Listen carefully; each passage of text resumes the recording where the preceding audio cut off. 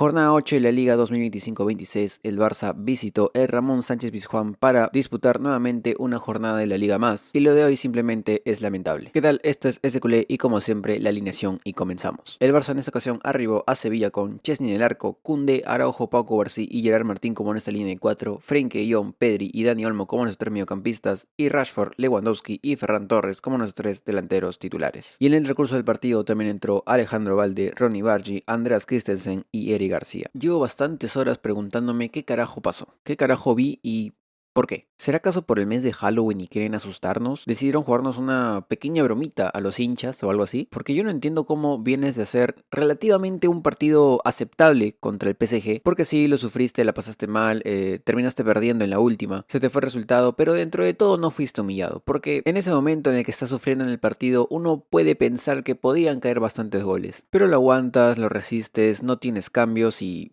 haces un partido, como digo, relativamente, y repito, relativamente correcto. Pero ahora, ¿qué pasó hoy día? ¿Qué hubo en este partido que te hizo hacer sentirte menos y salir así a jugar un partido? ¿Qué viste, qué escuchaste que te sentiste menos y saliste a un partido muy dormido? O tal vez me equivoco, te sentiste más y dijiste... No necesito jugar el partido. A lo mejor yo no me enteré y hubo una especie de trato ahí entre clubes para volver a llevarse bien y resultaba en un trato en el que el Barça no tenía que jugar bien la primera parte. O ya no bien, no jugar la primera parte. Porque contextos aparte, porque yo suelo iniciar con el contexto del partido. Hoy no hay contexto que valga. No me importa si se necesitaba ganar para ser puntero, que es lo que se necesitaba, o como si fuera un contexto diferente en el que este partido no tuviera ninguna relevancia, fuera un amistoso. No puedes en ningún aspecto salir a jugar un partido así. Todos dormidos, todos desatentos. El Sevilla te mató con una presión ligeramente alta, sin ocasiones generadas, más bien provocadas en contra. Y ya ni hablar de cierto jugador que yo me voy a extender un poco, porque ya es el colmo con él y con su entorno. Porque resulta que su hermano decidió hablar, decidió tirar ahí una chiquita para el Barça. Bueno, ahora va el jugador y las dos primeras cosas que hace terminan en un gol para el contrario. A ver si ahora te dignas a publicar algo. Pero bueno, voy a tratar de calmarme un poco. Han pasado varias horas ya desde que terminó el partido y sigo caliente. Pero caliente más que nada por un montón de cosas más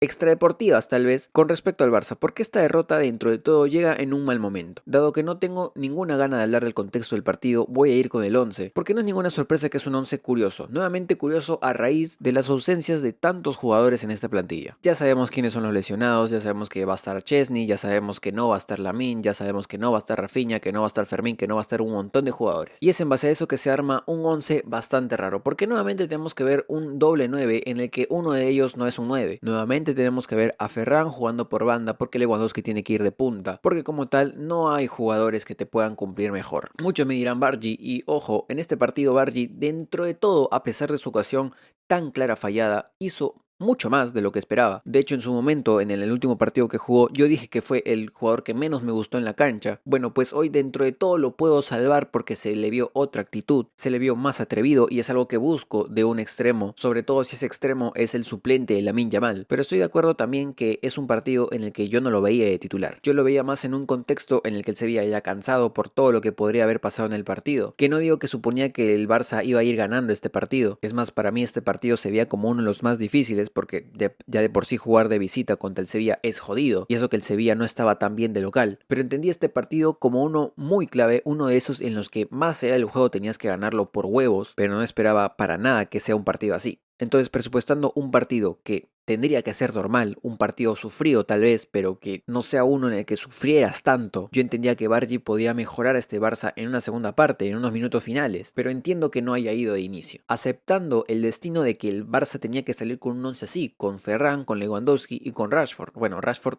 sin ninguna duda, no tengo ninguna queja de él, pero ya sabemos que Ferran Torres hace mucho que no se desempeña de extremo y que es una posición muy forzada para él actualmente debido a las tantas bajas que tenemos. Y luego el mediocampo era bastante obvio, Frenkie, Pedri y Olmo, porque no hay otro que reemplace a Olmo, porque nuevamente el partido de Olmo, ya no me voy a contener, normalito no. Pésimo, ya no es solo que no aporte, sino que estorba incluso. Y perdón, Como siempre, repito, a mí no me gusta tirarle mierda a mis jugadores, pero hoy el partido no está para que me la agarre con Olmo, está para que me la agarre con todos. Como mucho te puedo salvar a 3 o a 4, pero definitivamente Olmo no está en esa lista que se salva. El partido de Olmo me atrevería a decir que no es que sea básico, es que es menos que eso. El balón, como siempre repito, no circula con él. Y hoy nuevamente era un partido en el que necesitábamos que circule por él, porque nuevamente le hacen una marca hombre a hombre a Pedri y a Frenkie. Y ojo, repito, estos dos se pueden arreglar solos. Estos dos pueden sufrir todo lo que quieran, están presionados todo lo que quieras, pero encuentran cómo salir, por lo menos si tienen una opción de pase. Y hoy Olmo ni siquiera fue eso. No fue el tercero en discordia en el que el balón va a él y hay una solución. Hoy no voy a salvar a Frenkie porque dentro de todo también lo hizo mal, pero en un partido en el que Pedri también estaba sufriendo, termina siendo un destacable dentro de todo, porque pone el de la asistencia, sale de la presión de alguna forma, se apoya con Frenkie, que es ahí donde salvo al holandés, entre comillas lo salvo, pero luego cuando necesita a alguien más, no está Olmo. Yo voy a tomar un poco de aire acá y voy a decir que sí, el partido de Olmo no me gustó para nada y creo que se acaba de notar, pero aún no estoy en ese punto en el que pido su venta como muchos están haciendo, porque creo que Olmo ha demostrado que cuando está bien, que no es muy recurrente últimamente, pero cuando está bien es un jugador totalmente de élite. Como dije en algún momento, bendito problema teníamos ahí con Fermín y Olmo para ver quién era el titular, pero hoy está haciendo mucha falta no solo Fermín, también Gavi y cualquiera que pueda reemplazarlo ahí, hasta Rafinha. Y lo digo así, hasta Rafinha, porque Rafinha no juega ahí, Rafinha es extremo, pero ahora tal vez tendríamos que considerarlo un poquito más como mediocentro ofensivo, porque menos mal tenemos a Rashford y está haciendo las cosas bien y podemos variar un poco en opciones, porque sin ninguna duda para mí Rafinha está siendo muy esencial y se le extraña un montón, porque si algo falló también en este partido es la presión nula que hubo del Barça. Pero eso más adelante. Luego vamos con la defensa. Y yo no voy a quejarme de que fue una mala decisión de defensa. Como digo, también no tenemos muchas opciones. Por lo menos en los laterales no, porque Eric García estaba cansado. Iba a ir sí o sí Koundé. Y Valdé dentro de todo se seguía recuperando de su lesión. Por ende, Gerard Martín era lógico que iba a jugar. Pero si hay alguna posición en la que yo no entiendo por qué seguimos haciendo esto, es por qué sigue jugando Araujo. Sé que acabo de decir que me iba a abstener con este jugador, pero no me puedo contener ya porque trato mucho de ser muy amable con los jugadores en muchos videos. Incluso cuando no me gusta el partido que hacen, puedo considerar salvarlos dentro de todo un poco. Pero yo con Araujo estoy perdiendo mucho la paciencia. Yo de verdad no entiendo por qué hoy no entra Christensen. O bueno, por qué no entra de titular. ¿Qué le hizo pensar a Flick? Y voy a pedirle perdón a Flick porque creo que es la primera vez en toda su era en la que lo voy a criticar. Pero no entiendo, ¿por qué sigue jugando Araujo? Repito, trato de salvarlo algunas veces, valoro algunas acciones que tiene algún partido, puedo decir que fue, entre comillas, bueno su partido, pero no puedo, ya no. En partidos así, en partidos en los que sale muy claramente señalado por lo poco que hace, y lo poco que hace para mal, no para bien, para mal, yo me pregunto, ¿por qué? ¿Por qué juega él por encima de Christensen? ¿Cuál es el detalle con el Sevilla en este partido como tal para hacer que Araujo juegue por sobre Christensen? Lo entiendo por Eric García, porque estaba cansado, terminó con calambres el último partido, recién tuvo que entrar ante el mal partido de Koundé, que también se hizo un mal partido. Pero ¿cuál es el motivo, la razón en la que pensó que Araujo era el indicado para este partido? Hoy el partido de Araujo es nefasto. Primero el penal, que yo puedo estar un poco de acuerdo en que es un poco raro que el árbitro finalmente llame al VAR o que el VAR llame al árbitro, porque creo que es un penal muy gris, en el que ambos están agarrando, finalmente creo que cobra el choque de entre pie y pierna, pero en una jugada que no había mucho peligro. Como digo, una jugada muy gris en el que te podrías haber salvado del penal, podría perfectamente no haberlo pitado incluso viendo el VAR, pero te lo pitan. Y jode porque, bueno, es un penal que ya te empieza con un hándicap, pero creo que en este partido puntual no estamos para decir algo del árbitro. Ahora, por mucho que la jugada es muy gris, ¿qué hace Araujo colgándose de él? ¿Por qué lo agarra así? ¿Por qué le pone el brazo como si fuera su compañero? Que lo abraza y no lo entiendo, de verdad. ¿Cuál es la manía de Araujo de agarrar a todos los jugadores a los que marca? Porque no sé ahora, para que vean lo bueno que soy, a veces no recalco algunas cosas de Araujo para pasársela. Pero en otros partidos también es igual, los agarra, no sé si es la garra charrúa, trata de incomodarlos así, no sé, pero casi siempre está al borde de la falta. Y hoy fue falta. Y empezamos con un penal. En ese punto el Barça ya estaba sufriendo. El penal simplemente fue lo que empezó el nado a contracorriente del Barça. Porque ya estabas nuevamente debajo en el marcador y tratando de aguantar como sea las constantes llegadas del Sevilla, porque llegaron bastante al arco de Chesney. Y sí, hoy Chesney se come 4 goles, pero pudieron haber sido más. Chesney hace... Dentro de todo lo puedo salvar, porque si no es por él, el partido fácilmente termina 8-0. Y no exagero, estoy de acuerdo que todos extrañamos a Joan García, pero hoy yo no voy a ir en contra de Chesney y decir no, qué mal arquero, porque hoy 4 goles se comió, pudieron haber sido el doble. Y mira cómo es esto, que ya hablé del primer gol, pero no puedo hablar de cómo entre comillas reaccionó el Barça, porque llega el segundo gol en el que también participa Araujo. Y en esta jugada como tal puede tener un poco menos de culpa, porque Koundé se equivoca, Koundé quiere forzar una falta que no tiene ningún sentido. O sea, juega fácil, por Dios. Y a raíz del error de Koundé, la defensa está muy mal parada. Y es donde Araujo se duerme y habilita a cualquier jugador que pasara cerca. Se arma la contra rápida, gol del Sevilla, 2-0 abajo. Y es otro error de la defensa, donde también participa Araujo. Pero voy a parar con Araujo un poco, porque ya, entendimos, hizo un pésimo partido. La respuesta del Barça es nula. No existe una respuesta del Barça en todo el primer tiempo. Por mucho que marcáramos el gol, es más un poco de rebeldía, entre comillas, ponle, porque es Pedri quien genera esta ocasión. No hay una respuesta clara del Barça, no hay rebeldía, como digo, no hay quien se agarre el balón y empiece a hacer algo diferente. Porque te la doy, no tienes a tus estrellas, no tienes a Lamine, no tienes a Rafinha, tienes jugadores a un pobre nivel. Pero dentro de todo, el colectivo es el que falla. Yo no sé si siguen cansados después del PSG, lo puedo entender por esa parte, pero directamente jugaron con desgana.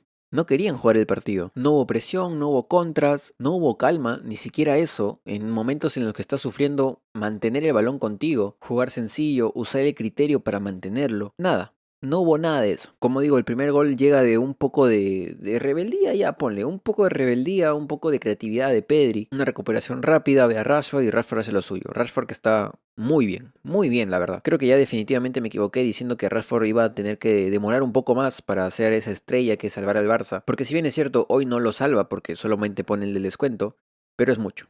Poner el de descuento. Porque al término del primer tiempo, el Barça se va con vida. Con vida de un primer tiempo que perfectamente podía haber terminado con goleada ya. Con vida gracias a Rashford y Pedri, que son los dos, por así decirlo, que se salvan en este partido, los dos fijos. Y llega el momento Flick en el que en el entretiempo, de alguna forma, mejora la plantilla en el segundo tiempo. Pero creo que más allá de los cambios que hacen defensa, sacando a Araujo, claramente, sacando a Koundé, no hubo más que pueda hacer. Porque caemos nuevamente en lo que pasó contra el PSG. ¿A quién pones? Porque el jugador que te tiene que generar como tal es o Olmo o Fermín. Olmo está muy mal, Fermín no está, dejando obviamente de lado a Pedri que tiene otro rol como tal, pero sí definitivamente es el que lleva la batuta de todo el juego del Barça. Pero hablando netamente de ataque, ¿a quién pones? Porque por mucho que tienes a Dro y a Tony Fernández en el banquillo, es tirarlos a los lobos en este partido. Porque primero la imagen del partido del Barça lo iban a manchar a ellos porque son los debutantes, los canteranos. No puedo pretender ponerles un peso tan grande en ese momento a jugadores que uno ni ha debutado y el otro apenas ha jugado 45 minutos. No, este partido necesitaba a alguien más de peso. Pero ¿quién hay? No, no hay nadie. Repito, Bargy en este partido ha mejorado bastante. Me ha gustado bastante. Pero no es un jugador que te cambie el juego. Por lo menos aún, quiero pensar que aún, no tiene esa confianza para salir y ganarte un partido.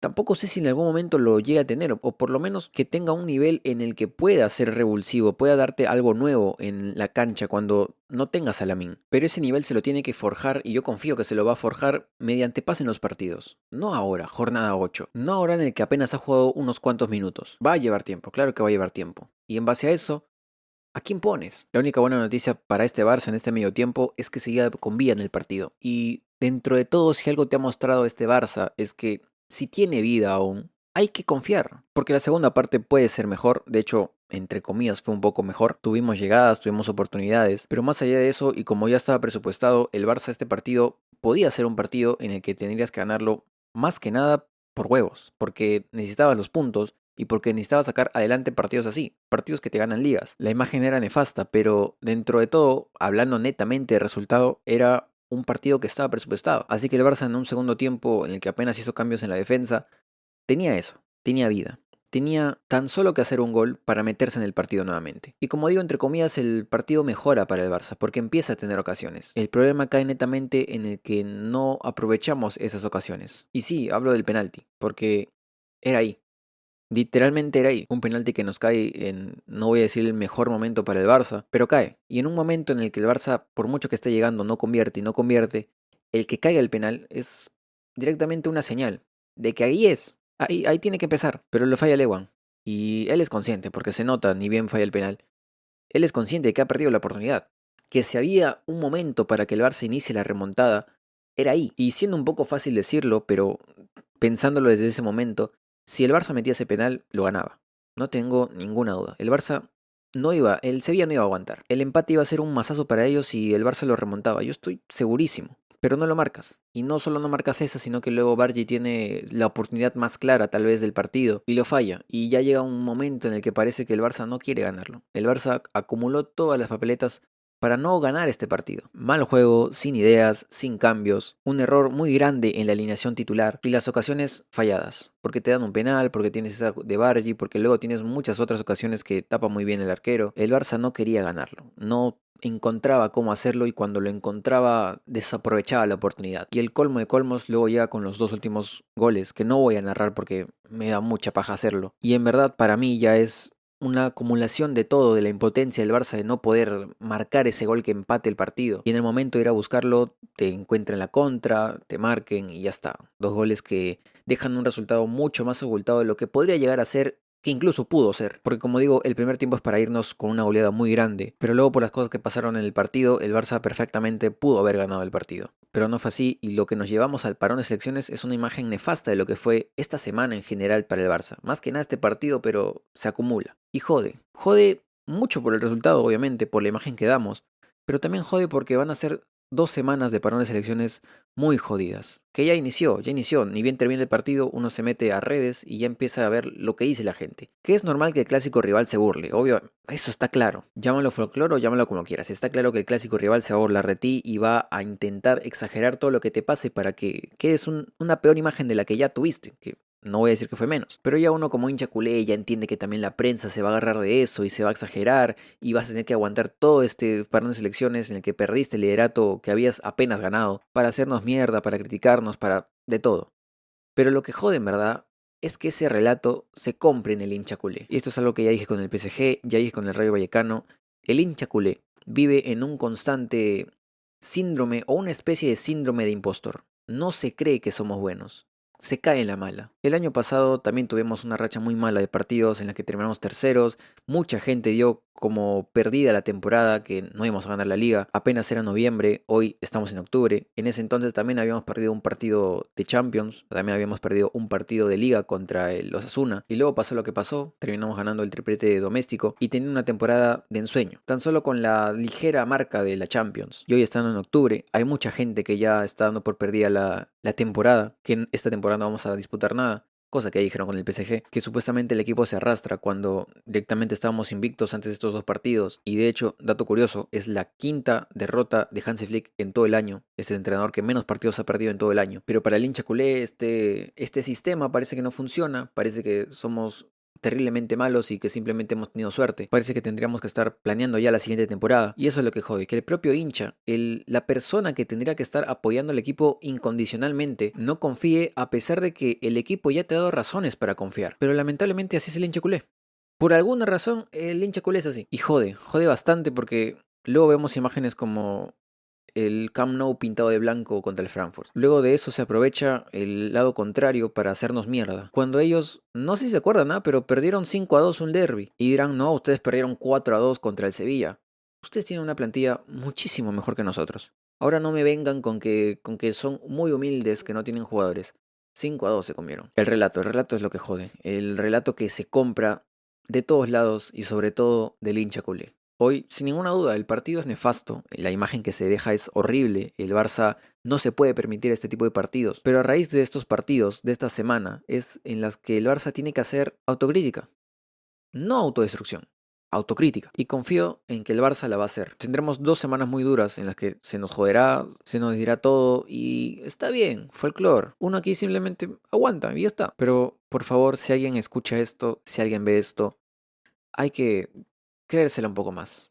Somos buenos, ya lo hemos demostrado. Le vamos a dar vuelta a esto.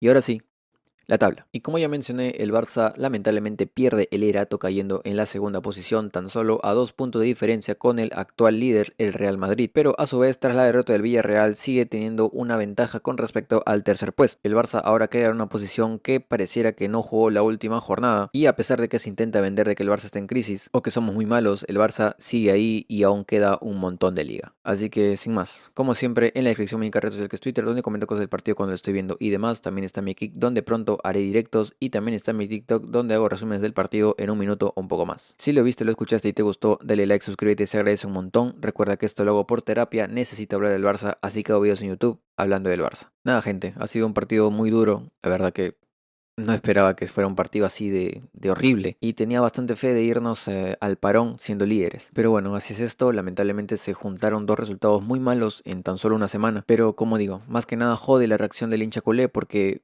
pareciera que nada basta acá. Que el Barça, incluso en la jornada 8 no puede fallar ni una vez. Y obviamente no se puede fallar de esta forma, dejando esta imagen. Pero sigue siendo un fallo. Y ya hemos estado peor. Por favor, confiemos. Ahora a descansar, a tratar de relajarse en este parón de selecciones y ya nos veremos para seguir alentando al Barça. Sin más, visca el Barça y nos vemos en la siguiente jornada de liga. Adiós.